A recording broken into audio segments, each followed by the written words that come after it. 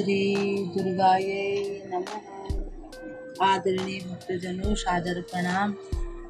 आज हम श्रीमद् देवी भागवत में से भगवती जगदम्बिका की स्तुति का गान करेंगे। श्री गणेशाय नमः, श्री सरस्वती नमः, श्री सद्गुरुदेवाय नमः।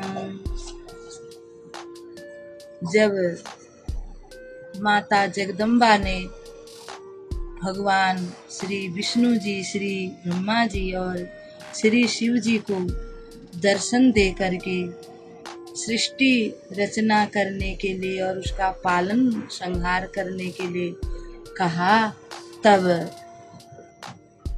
उन त्रिदेवों ने माता से कहा कि हे माता रानी, सारे संसार में तो जल ही जल भरा हुआ है, हम किस प्रकार से ये सब कार्य करेंगे। तब माता रानी ने उनको एक विमान पर बिठाया और उनको सभी लोगों के दर्शन कराते हुए वह विमान माता रानी के, जहाँ माता रानी का निवास स्थान है उसको मणिद्वीप कहते हैं, वहाँ पर उतर गया।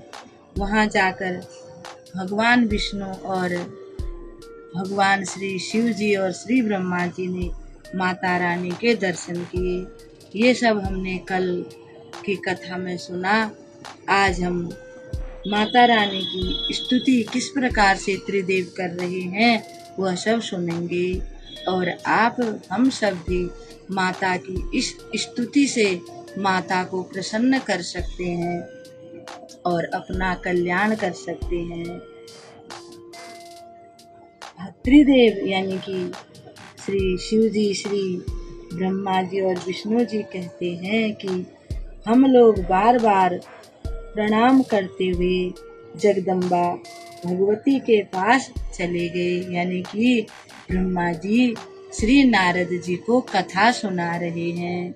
जब नारद जी ने पूछा कि यह सारे ब्रह्मांड की रचना करने वाला और इसका पालन करने वाला, संहार करने वाला कौन है, कौन सी ऐसी शक्ति है जो यह सब कार्य करती है, तब वे कथा सुनाते हुए कहते हैं कि हम सब माता के पास चले गए। मैं विष्णु और श्री शंकर जी तीनों द्वार के पास जाकर उस विमान से नीचे उतरे।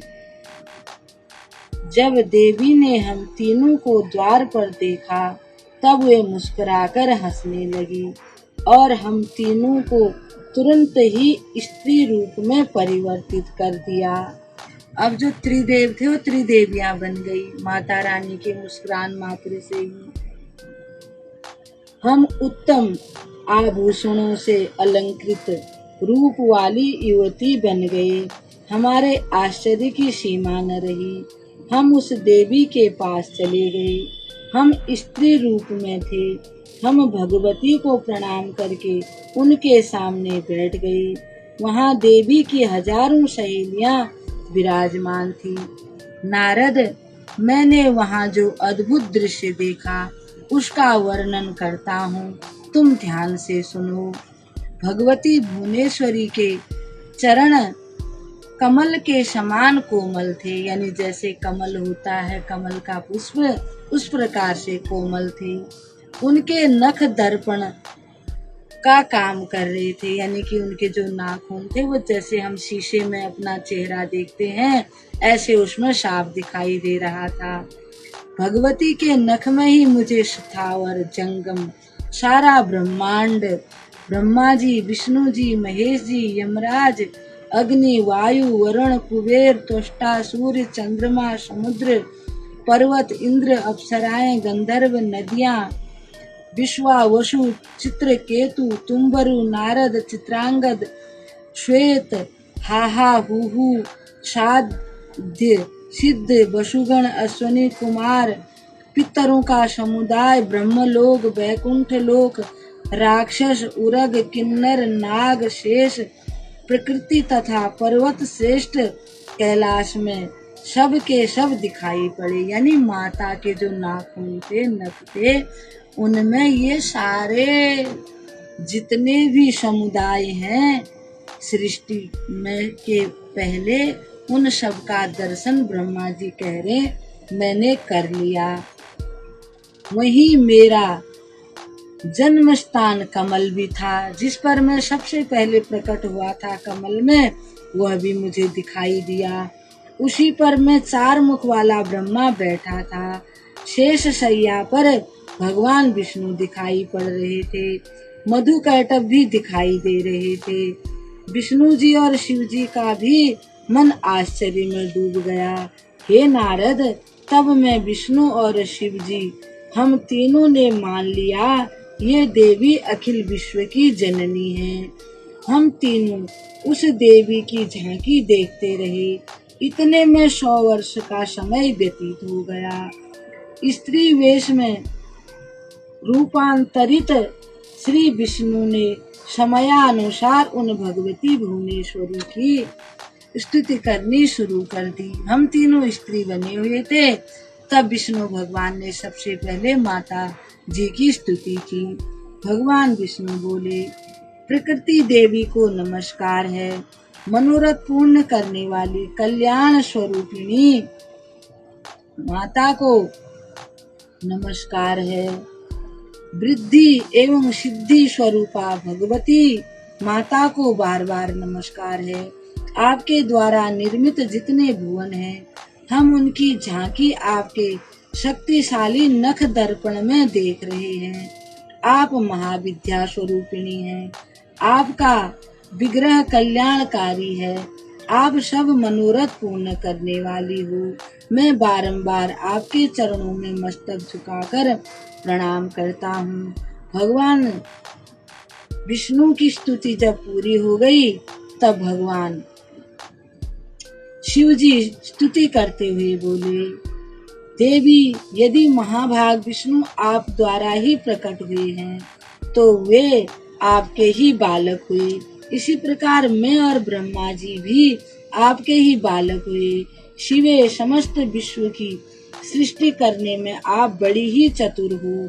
हे माता, आकाश, पवन, जल, पृथ्वी, बुद्धि, कर्मेंद्री, ज्ञानेंद्री, अग्नि, मन और अहंकार, ये सब आप ही हो।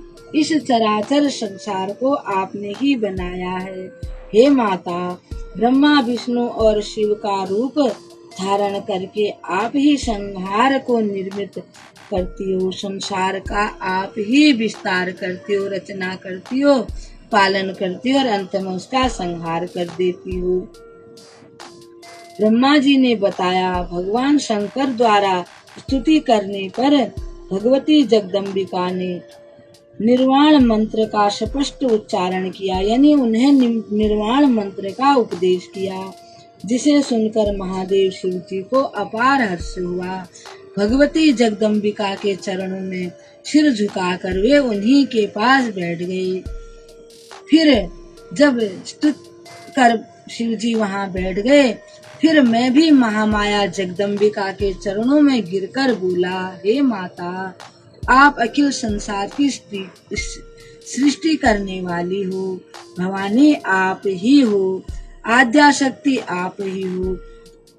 समस्त स्वतंत्र वेदों ने आपका यानी आपको समस्त वेदों का ज्ञान है और सभी को वेदों का ज्ञान कराया है। हे माता, आपके संपर्क से ही मैं ब्रह्मा सृष्टि की रचना करने में और श्री विष्णु सृष्टि का पालन करने में और श्री शिव जी संहार करने में समर्थ हैं। यदि आज हम आपसे अलग हो जाएं, तो हमारी शक्ति कुंठित हो जाएगी, यानी हम शक्तिहीन हो जाएंगे। वेद कहते हैं, एक मेवा द्वितीय ब्रह्म है, यानी एक में ही सब समाया हुआ है।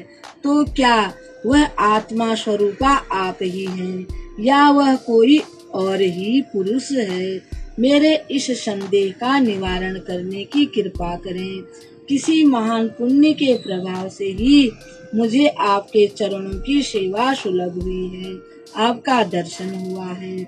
आप स्त्री हो या पुरुष, यह रहस्य भी मुझे विस्तार रूप से कृपा करके बताने का कष्ट करें।